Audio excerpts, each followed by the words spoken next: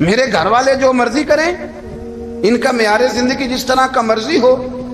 اور حضرت عمر ایک جملہ کہا کرتے تھے، اللہ کرے کہ یہ باتیں اس دور حاضر میں ہماری سمجھ میں آئیں۔ حضرت عمر فاروق رضی اللہ تعالیٰ عنہ اپنے بچوں کو فرمایا کرتے تھے کہ بہت آدمی کو بھوک لگی ہو نا، اور پھر اس کی پسند کا کھانا پکا ہو، جتنے شوق سے وہ اس کھانے کو دیکھتا ہے نا، فرمایا اس طرح پوری قوم اپنے بادشاہوں کے خاندان کو دیکھتی ہے، اس تیزی کے ساتھ دیکھتے ہیں کہ ان کے گھر میں کیا ہو رہا ہے، ان کا معیار زندگی کیا ہے، ان کا سٹیٹس کیا ہے۔ آپ کے بچے دونوں کاروبار کے لیے مصر گئے، ایک بہت بڑا قافلہ گیا مدینے سے مصر تجارت کے لیے، تو یہ گئے تجارت کے لیے، تو حضرت عبداللہ ابن عمر، حضرت عبید اللہ ابن عمر، حضرت عمر کے دونوں بیٹے گئے۔ جناب عمر فاروق کے بچے جب وہاں پہنچے تو مصر کے گورنر نے نا لوگوں کو تعارف کرایا کہ یہ عمر فاروق کے بیٹے ہیں۔ ایک چھوٹی سی بات کر دوں، یہ چودھری کے بیٹے کو کون بتاتا ہے کہ تو چودھری کا بیٹا ہے؟ باہر والے بتاتے ہیں، گھر والے۔ اور سیٹھ صاحب کے بیٹے کو کون بتاتا ہے کہ تو سیٹھ صاحب کا بیٹا ہے؟ اور مالک کو کون بتاتا ہے کہ تو مالک کا بیٹا ہے اور یہ کرایہ دار ہے؟ یہ کون بتاتا ہے؟ یہ سوچ ہم دیتے ہیں بچوں کو۔ چودھری اور کمی کی سوچ، امیر اور غریب کی سوچ، مالک اور کرایہ دار کی سوچ، گھر کے مالک کی اور کام کرنے والے کی سوچ، یہ ہم دیتے ہیں۔ یاد رکھنا، یہ ہم دیتے ہیں، یہ ہمارا مزاج ہے، یہ باہر سے نہیں آتی۔ تو کوئی شہزادہ ہے، تو سیٹھ ہے، تو نواب ہے، یہ سوچ باہر سے نہیں آتی، یہ اماں سوچ دیتی ہے، اماں، یہ ابا سوچ دیتا ہے۔ اور پھر جب تباہی اترتی ہے تو اس کے ذمہ دار بھی باہر والے نہیں ہوتے، گھر والے ہوتے ہیں، گھر والے۔ ہمارے بچوں کی طبیعتوں پر زیادہ نقش باہر والوں کا نہیں ہوتا، گھر والوں کا ہوتا ہے، یاد رکھیے گا۔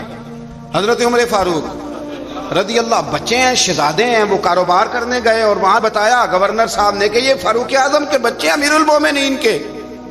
لوگوں نے ان سے زیادہ مال خریدا، تجارت میں زیادہ نفع ہوا، ظاہر ہے کہ وہ آپ کے جو اللہ خیر کرے حکمران ہیں، ان کے کاروبار کتنے ملکوں میں ہیں، کس بنیاد پر ہیں؟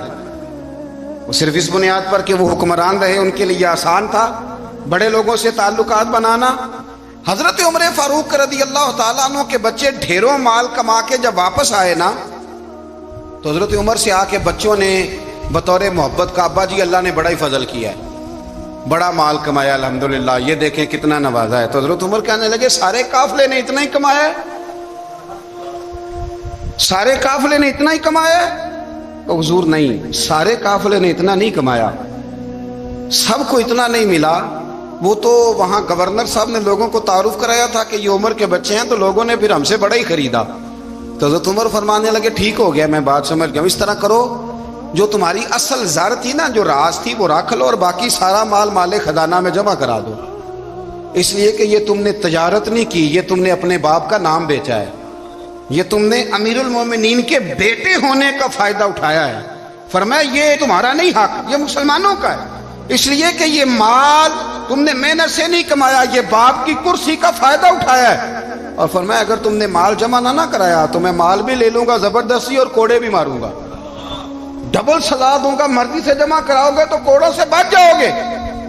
بڑے بیٹے نے تو جمع کرا دیا، تو چھوٹا تھوڑا پریشان ہوا، تو حضرت عبداللہ ابن عمر چھوٹے بھائی کا ماتھا چوم کے کہنے لگے بیٹے چپ کر کے جمع کرا، یہاں بھی فخر کر کے ہم عمر کے بیٹے ہیں، اور قیامت میں بھی فخر کریں گے کہ ہم فاروق اعظم کے بیٹے ہیں۔ یہاں بھی ناز کریں گے اور وہاں بھی ناز کریں گے کہ عمر کے بچے ہیں۔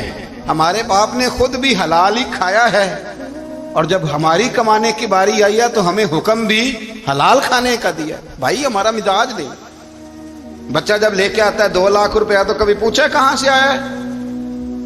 جب وہ پہلے دن غلط دوستوں کے پاس جا کے بیٹھتا ہے تو کبھی نکالا گھر سے اسے؟ یہ بہت سارے خمیازے ہمیں اس لیے بھگتنے پڑتے ہیں کہ ہم ابتدا میں سوراخ بند نہیں کرتے، جب اس میں شگاف پڑ جاتا ہے، سیلاب آتا ہے تو ہمیں ہوش آتی ہے۔ حضرت عمر نے اپنے گھر میں نگرانی رکھی، کڑی نگرانی، زیادہ نماز گھر میں پڑھتے تھے حضرت عمر، نفلی نمازیں زیادہ کیوں بلا؟ میرے صاحب مجھے حکم دیتے تھے کہ فرض نماز کے علاوہ نمازیں گھر میں پڑھنا، بچوں کو عادت پڑے گی، ذوق پیدا ہوگا، ان کو پتہ چلے گا کہ ہمارے گھر میں 5 وقت کوئی اور کام بھی ہوتا ہے۔ بھائی یاد رکھیں کہ آپ نے اگر سجدہ کرنا ہے تو بچہ لیٹ جائے گا، اسے پتا کوئی نہیں سجدہ کیا ہے. لیکن جب گھر میں کبھی قرآن ابا جی کھول لینا، میں اکثر کہتا ہوں جب ابا جی کا موڈ بن جائے نا لیکچر دینے کا، وہ گھر میں شروع ہو جاتے ہیں، کہتے ہیں آپ لوگ نماز نہیں پڑھتے اس لیے میرے کاروبار میں برکت کوئی نہیں، تم سویرے قرآن پاک نہیں کھولتے تو میں تباہ ہو گیا. تو میاں آپ نے کب گھر میں قرآن پاک کھولا تھا؟ آپ نے کب نماز پڑھی؟ آپ نے کب گھر کے اندر اللہ رسول کا ذکر کیا تھا؟ آپ نے کب حدیث چھیڑی؟ آپ نے بھی تو گھر کے اندر جب بھی آپ آئے ہیں تو آپ نے وہی کچھ کیا جو دنیا دار کرتے ہیں. آپ بھی تو اپنا موبائل لے کے الگ کونے میں بیٹھ گئے. آپ نے بھی تو کہا ہے کہ اب تمہارے چینل ختم، اب میری مرضی والا چلے گا. تو جو آپ نے کیا ہے بچے بھی وہی کام کریں گے. آپ نے بھی گپ شپ لگائی ہے تو وہ بھی لگا رہے ہیں. یہ سمجھ لیں جو کام آپ کریں گے آپ اپنے بچوں کی سیرت میں اس کا جلوہ دیکھ لیں گے. بڑی پکی سی بات ہے کہ آپ کو بچے کی عادتیں دیکھ کے سمجھ آ جائے گی کہ میں بھی یہی کرتا تھا اور یہ بھی. حضرت عمر فاروق رضی اللہ تعالیٰ عنہ وصال فرما گئے تو آپ کے وصال کے بعد حضرت عثمان غنی رضی اللہ تعالیٰ عنہ نے آپ کی ایک بیوہ سے نکاح کیا. حضرت عمر کی ایک بیوہ سے جب وہ آپ کے نکاح میں آئی تو کہنے لگی حضرت عثمان غنی سے کہ حضور نہ تو میں خوبصورت ہوں اور نہ میں جوان ہوں، نہ آپ کی کوئی خدمت کر سکتی ہوں، میرے ساتھ نکاح کرنا سمجھ میں نہیں آیا. کیا شاندار جواب دیا حضرت عثمان غنی نے، کیا خوبصورت جواب دیا.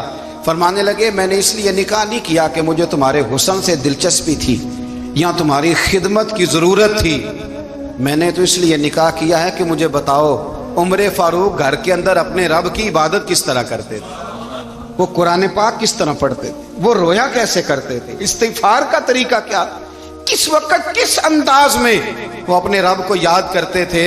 اس لیے کہ عمر کئی دفعہ گھر سے آتا تھا تو میں اس کے چہرے پر نور دیکھا کرتا تھا، میں روشنی دیکھتا تھا، ایک معیار دیکھتا تھا. نکاح اس لیے کیا ہے کہ مجھے عمر کی جو گھر کے اندر کی عبادت ہے اس سے آگاہ کرو، تاکہ عثمان غنی بھی چاہتے ہیں اس طرح کے عمل کرو جس طرح کہ عمر فاروق کر کے گئے. بھائی جب تک ہم اپنے گھر میں وہ توجہ نہیں دیں گے، وہ مزاج دیکھیں نا، ہمارے گھروں میں جب نقشہ پاس ہوتا ہے تو ٹی وی لان بھی اس میں ہوتا ہے، ڈرائنگ روم بھی ہوتا ہے، نماز کی جگہ بھی ہوتی ہے نقشے میں. صحابہ جب گھر بناتے تھے تو ایک مسجد بیت کا نقشہ پاس کرتے تھے، ذہن میں رکھتے تھے کہ یہ کونا نماز کے لیے، وہاں جوتے لے کے کوئی نہیں جائے گا، وہاں نماز پڑھی جاتی تھی، عورتیں وہاں اعتکاف کرتی. ٹی وی لان تو آ گیا ہے اور گھر کے اندر ٹی وی رکھنے کے لیے تو ایک کمرہ الگ سے بنا دیا گیا ہے، اور اب جو نئے نقشے پاس ہو رہے ہیں اس کے اندر گھروں کے اندر جگہ بنائی گئی ہے جہاں کمپیوٹر رکھے جائیں اور بچوں کے لیے وائرنگ ہوگی نیچے تاکہ انہیں کوئی مشکل در. ویڈیو دیکھنے کا شکریہ. اگر آپ چینل پر نئے ہیں تو سبسکرائب کر لیں اور ساتھ ہی ساتھ بیل آئیکن پر بھی کلک کر دیں تاکہ یوٹیوب ہماری ہر ویڈیو کا نوٹیفیکیشن سب سے پہلے آپ کو بھیج دے. جزاک اللہ.